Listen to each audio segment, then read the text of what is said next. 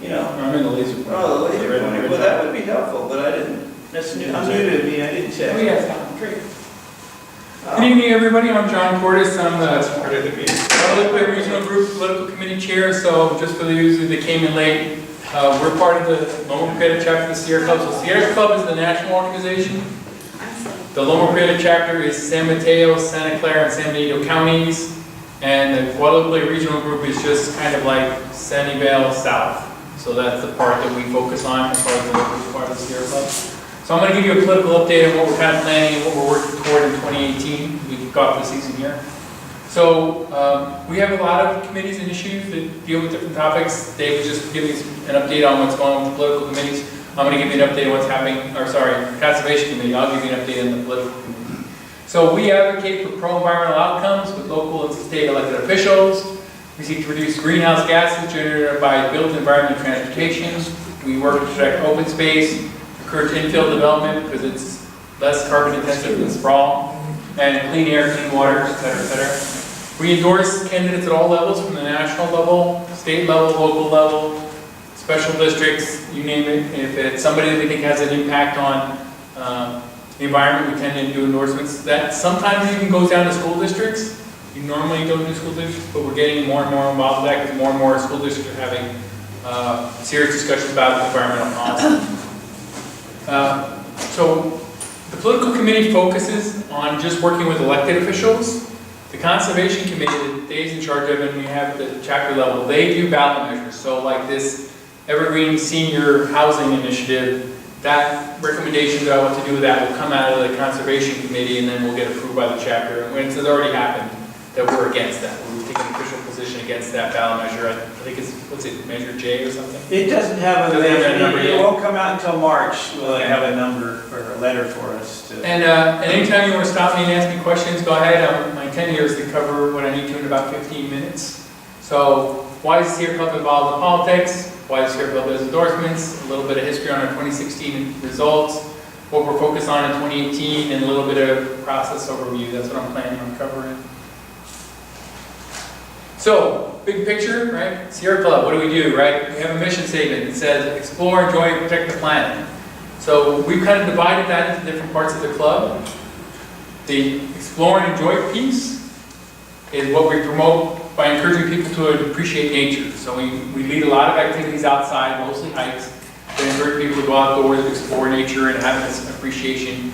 The basic philosophy is there that people will protect what they care about. So we encourage people to go outside and enjoy nature because then they will hopefully help protect it. So it's kind of a two-pronged strategy. And then under how do we protect the planet, we have advocates for environmental issues from the issues committees, like the Conservation Committee. And we have 11 different issue committees. There's a soils committee, there's a water committee, there's different land use committees, there's sustainable land use committees. They focus on different conservation issues, and all that information kind of feeds in to the political process later when we have to make decisions about which issues we're going to support and which candidates we're going to support. So the political committee focuses on endorse and support of pro-environmental candidates. Sorry, that shouldn't have been in there. That must have been an earlier draft. All right, so this is a summary of our 2016 successes. In our process, we normally have at least a 3-person team for every race that we do. And we start all the way up at the top, so this is the 2016 results, right? So we do the Senate, the House, California Senate, California Assembly, state propositions, all these special little districts. And then we did all these specific people in all these different cities. So you can see our political process is huge, right? We have a big impact. For a lot of the general public, the Sierra Club endorsement is the most trusted endorsement that they read. If they're going to trust, or if they're looking for one recommendation that they trust that people should vote for, it tends to be the Sierra Club, right? Because we're not partisan, we're just trying out there to protect the environment. And so whichever person we think is the right person, that's what we're going to vote, endorse. And the same thing for all the different measures. So we put together a huge team of volunteers every spring and every fall to go and talk to all the candidates that are running, interview them, and then make the recommendations. Then we summarize all that in a newsletter and publish it, and then promote it and encourage people to go walk the candidates. Was any of these candidates Republican? I can't tell you because I can't tell. You know, their nominations aren't on list, I would say very few of them, but I know, for example, where is she? Okay, Yes. no. Boy. I know We're in past we've nonpartisan. done- I know, Yes. I just, But Challenging. it's a very rare thing. It's just the way the parties are aligned. They've sorted okay, each other that's out. fine. Yeah. So that kind of gives you the scope. And again, this is just focused on our part of Santa Clara, just the southern part of Santa Clara. We also do sometimes stuff down in San Benito County, but we're all dependent on volunteers. So if we have volunteers down there that want to do races in San Juan Bautista, we will help train them and get them up to speed and be able to do those races. But most of our volunteers are focused down here in the South Bay. And that's Do we most of the races support we Honda go. against, Sorry? do we support Honda? No, not this time. We did. Oh. Yeah, we did. Yeah, we did. It's in our policy Yeah, to support I'll get to that. incumbents that we've endorsed in the past and that have done a good job for us. And Mike Hahn, I like Rokon. I'm so glad. He's in my district, I voted for him. Okay, well, I like Rokon. So this was successful, that's why Mike's saying Well, I'd it's just here. like to point out that, you know, Mike Hanna's voting record was the Good. best in Congress, you know, on the environment. So we could not endorse him, Right. you know, when we Based on had the guidelines, his rules. and, you know, Ro Khanna has been much more Okay, active, yeah. you know. But there was a lot of conflict with the. Yeah, but we thought about it, yeah, so it's not automatic. I lost the war. We made some mistakes, you know? Well, you lost the battle, you won. I won the war, yeah. Yeah, he didn't win, that's why he's not agree. So this isn't who we endorse, this is who we No, no, endorse. I mean. And normally we do pretty good, I mean, we have a lot of environmental Democrats around here, so we usually have about 80% of the people that we endorse end up winning. Because viability is one of our criteria for endorsement, so we tend to endorse people that are going to win and that are going to support the environment. And some people don't have a record, so it's a bit of a guess, a bit of a gamble, and then sometimes we don't endorse them the second time. And, you know, it all depends on what happens, but we try and make the best decisions that we can. So here's the Sierra Club endorsement process, and that's kind of where we are today. I'm just this is the most important part of my presentation, is getting over this overview. So we try and educate our members that we do this. We're one of the rare environmental organizations that does endorsements. It's one of the reasons that your membership dues are not deductible, because we're a 501c4 organization, which means we're allowed to advocate. We're allowed to endorse candidates. Everybody else that you're thinking about, you know, that just talks about politics but never actually endorses candidates, they're all 501c3s. And because the tax code is different, if you're actually talking about and supporting candidates, you're not allowed to make your donations tax deductible. So that is the biggest difference, and we've been at this 125 years now, so we've had a lot of practice in figuring out how to do If it was endorsements. done, so you're ready. Yeah. Charles was there at the beginning. Yeah. So, you know, today this is where we are. We're educating members about the process, encouraging them to join, right? This is where we try and get activists, people active in the club. We have, I don't know, last time I checked it was 16,000, probably 18 or 19,000 members in the Lone Potato Chapter Sierra Club members. And we need about 100 of them to do the endorsement, so, you know, we got to recruit just a small percentage, but we need a dedicated percentage that wants to get involved. So then we, you know, must be a Sierra Club member to be a team member. Then we train the team. So there's an endorsement one-on-one training via the web, and also we do local trainings for people that can't fit it into their timeline or can't make it onto the web for the different races. And how long is that? The webinar is an hour, 1 hour. Okay. but our local training is 2 hours for team members and 4 hours for team leaders, because we go in a little bit more depth locally. We have lots of examples of local races that people like to talk about, and we get a lot into the conflict of interest questions, and we get a lot into the viability discussions about different people. So we go through a lot more of the rules than they cover in the one-on-one online training. Then you'll get assigned to teams for different cities. We typically have at least a 3-person team for each city, and we also like to have a 4th person that's the host. So in every city, and we do all 32 cities, we want to have 1 person that's the host, because we want to meet in the city where we're having the interviews. And then we need the 3 people to actually conduct the interviews. So, you know, know the questions. We have a very well documented and rigorous process for how to do the interviews. We want to ask everybody the same questions. We have to be very fair to make sure there's no conflict of interest issues. So you'll get all that if you get the training, right? And then we start getting assigned to teams. We research the candidates. We prepare for the interviews. We come up with our written questions. So we do a written questionnaire first.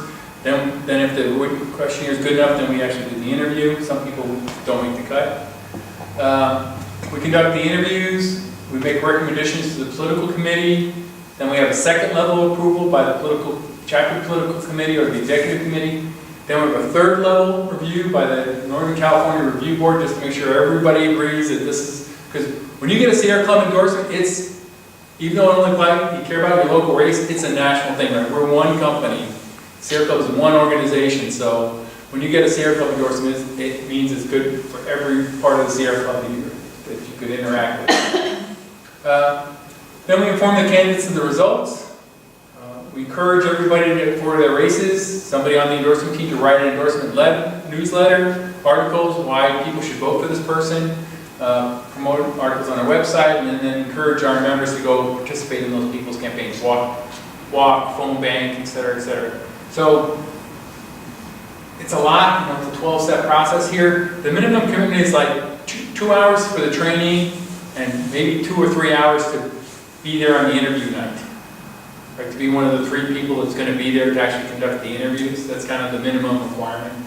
You can rely on other people to write the questionnaires, prepare the questionnaires, set it up. Whoever's the team leader has got a lot more responsibility to do that. But you should plan on it being like a 10-hour commitment normally for a race. If you're going to do everything from start to finish, which is considered, kind of like our grade A endorsement recommendation. You have a question, Dave? No. Okay, did you look at any questions? Well, I'm thinking about the 10 hours. Is it really 10 hours? The dirty work is for the team leaders and stuff. If you just want to participate it's on fun. the team, and it's fun. You get the fun parts, the not so fun parts. The rest of the club will worry about it. Yeah. Well, we have to find the team leaders. So one of the 3 people on the team's got to do the other stuff. So here's kind of a summary of the 2018 races.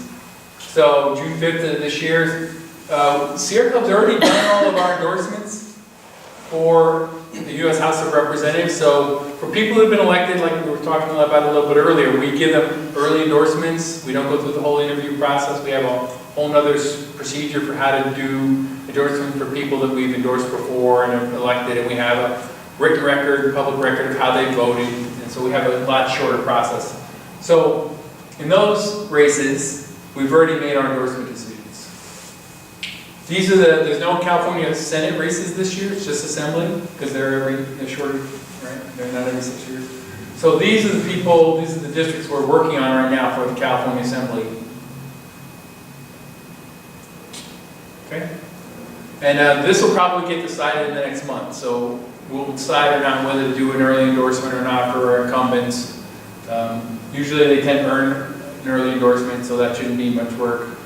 And then we also have the Santa Clara, it's on the next slide. We also have the Santa Clara County Board of Supervisors seats 1 and 4.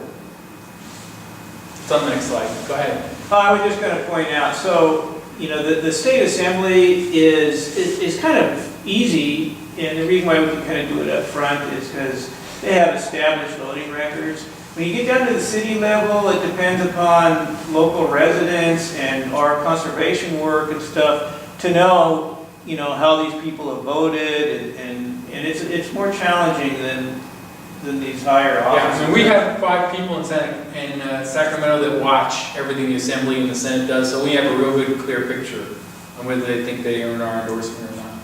But once you get below that level, it's a lot harder.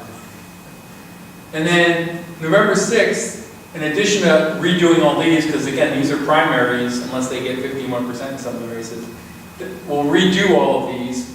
From endorsement standpoint, we don't do them over. Normally, the people we endorse win the primary, so they just carry their endorsements to the general election. But then we have to add all the cities. So I just kind of kept the list of the southern half of the cities, although I did some Palo Alto here for some reason.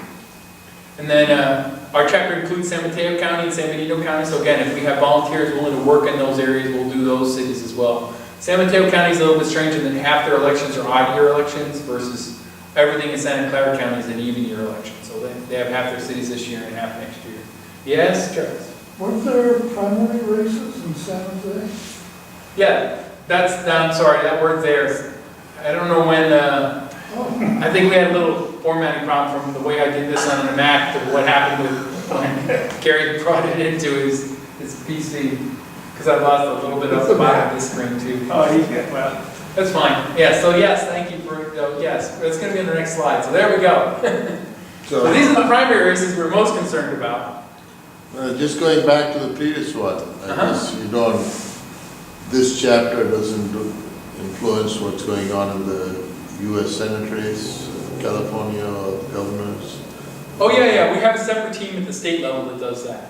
State. So we don't get You involved. don't- We actually we actually do a separate recruiting process for everybody that gets involved in the statewide Statewide. races. We've already formed all of our statewide teams. We've already formed all of our federal teams. So that's all happened already. We're past that for and I 2018. would guess we've already early endorsed our 2 senators. Yeah, well, I don't know. Einstein's right. Yeah, Feinstein, we haven't, I don't know, I don't think we made a decision on the Feinstein race yet. Oh, well, actually, they may not be up this year either. Come to think of it. So, again, I haven't been paying attention because I don't think it's either of them this year. Yeah.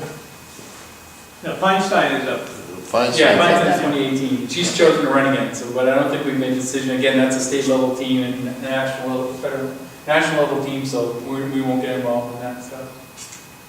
So what we got going on this June that we're trying to focus on and recruit for right now is the June 5th primaries. And so we've got the mayoral race in seats 1, 3, 5, 7, 9. So it's 6 races we need to do, and that means we need about 8. It'd be great if we had 18 volunteers for each race, but typically we'll have like one team will handle 3 of the races and one team will handle the other 3. So we could get by with just 6 people if we have to. But you know, the more people here, the better. The more we'd like to have a resident from each district to be the host for the interviews. We'd like to have a local resident on each team. So if you know anybody that you think wants to get involved with this, please have them contact me and we can see about getting set up. And then we get the Santa Clara County Board of Supervisors. Seat 1 is Mike Wasserman. I don't know if he's unopposed or not yet. I haven't heard of any opposition. Right, and then seat 4, Kenny Yeager's termed out, so that's actually an open seat. There's already 5 people I know that are running for that seat. The Santa Clara County Democratic Club is having all 5 of them speak Monday night. Right. So there's quite a bit of interest in that, in those 2 seats. So here's kind of our timeline for getting to June. So this is the regular endorsement process. Again, we got a whole separate special early endorsement process going on in parallel. I'm just worried about the regular timeline now. So we're forming teams now. January, February, we plan the interviews, decide on the questionnaire, questions. The last day for somebody to file to run is in March 5th. So normally we don't do any work before then. We don't want to do any work until everybody's that's going to run is declared. This is actually a problem because it makes us kind of late in the process.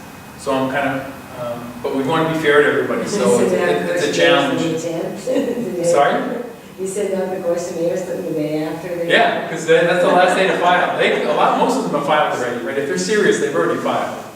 But to be fair to anybody that filed, we give them up until the last day. So the next day we send out the questionnaires and interview requests. Then sometime in the next 2 weeks, we actually conduct all the interviews and decide our recommendations. Do a lot of people, does everybody accept the interview requests, or is there a lot of people that don't? Between a half and 2/3. Yeah. Do? I mean, a lot of Republicans don't accept Yeah, okay. because they don't think they stand a chance of getting it, even though we're nonpartisan. So we tell them we've endorsed. It just depends on what your positions are. A lot of them look at our questionnaire and realize that you know, our questions, that, you know, they can look at our website, right? They can tell right away their positions don't align with our positions, so a lot of them skip. Sorry. So by April, we've made our decision, and usually by April 15th, we've informed the candidates, and then there's those last 2 steps I showed on the process bulletin. If we got to write articles, we gotta promote it, we gotta get a message out to our members, we send out newsletters, we do everything we can to help get these people elected. So anything you can think of to help you that. So here's some resources for you to, as far as contact. So there's me for all these races that we just talked about for the Guadalupe Regional Group. We will have a Loma Prieta chapter political chair to be appointed next month, and that's his or her email's address. We have 6 women and 5 men on our chapter political committee, our chapter executive committee. There's all kinds of resources in Clubhouse. That's the Sierra Club extranet site we call for all of our resource materials for volunteers. So there's a tab for politics, and it's got all the, what we call the Santa Clara political guidelines of Sierra Club. And that's a big document to learn, and it answers all your questions about conflict of interest and viability and how we do all this stuff. But a word of warning, that's a very difficult place to go for mining. Yeah. We also have the Loma Prieta team member endorsement training manual that we wrote. And we have a little bit more complicated, it's only like 5 pages longer for all the extra stuff for the team leaders. So we have a separate team leader manual if you want to get trained and qualified. So we actually keep a kind of like the training record of who's been through our training and we consider qualified to be on endorsing teams. Now, if you have a lot of other experience from other organizations, we may not put you through all of this, or we may just ask you to read the manual and then have a short discussion on questions if there's something, make sure that you're aligned with the way we make decisions so that when we get into the interviews, nothing goes off the rails and we can use the same criteria for making an endorsement decision. And it's mostly common sense, so it's not like, it's a lot of tedium, but you don't have to have it memorized or anything. There's a whole other huge set of rules about spending money to support candidates. So we have as you can imagine, because of the IRS, we have a whole bunch of financial rules about what we can do and promoting candidates and that kind of stuff that we have to sign up separately. So does anybody have any questions for me? I have a sign-up sheet here. A couple of you have already signed up saying you're interested in getting involved. Yeah, Tom? So is endorsement majority of the 3-member team? Or? Yes, it has to be. The gentleman lost out, so what was it, 2 to 1? Well, in a case when it's a national race, it's a lot more complicated than that. I'm not going to go into that right now because we have national recommendations and statewide recommendations, and certain people have the ability to override other people. But generally, what the Sierra Club rules requires is a 2/3 approval by 2 different bodies. So the interview team, that's why we have to have at least 3 on it, so that's one body, and then either the chapter political committee or the chapter executive committee has to be the other body. So Sierra Club rules require at least 2/3 majority of 2 different bodies. Oh. Those bodies have 12 people on them, so you need at least 8 people to agree. Okay, so if you don't get 2/3, then you don't get the endorsement. Right. And we actually have a new process that we just implemented in 2016, which is kind of the exact same thing, but taking a position against somebody. So if you actually want to come out and say, we recommend you vote for anybody but this person. So we now have an official against recommendation process, which we never had until 2016. I like it. I didn't realize that. I like So we the can see if people want to apply for that. Yes. Something you didn't mention, and I believe the way it's going to work this year is John will be responsible for the Guadalupe Group areas.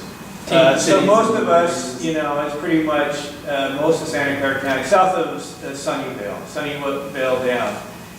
But the other thing is, we will likely be working with the League of Conservation Voters. To make it easier for the politicians, we tend to do joint interviews and use the same questionnaire.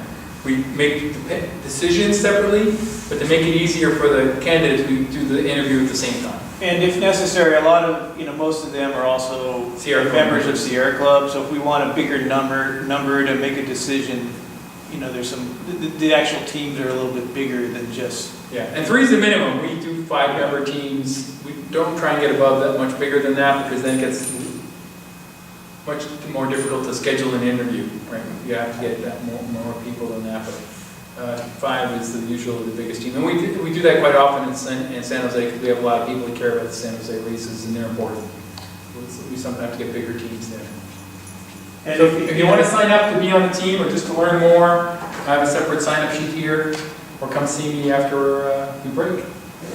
I think it is nice, that, you know, if we can have a team that has at least somebody that's a resident of that district. Yeah, But it's, you know, it's not a requirement. that's our ideal, right? And then we'll, Yeah, Go with and not the everybody resident. needs to be, it's just nice to have somebody that, you know. right, thanks, everybody. Thank you. Enjoy the rest of the show. Okay, so the last element is a TED Talk. I don't know if you're all familiar with TED Talks. TED Talks are sponsored by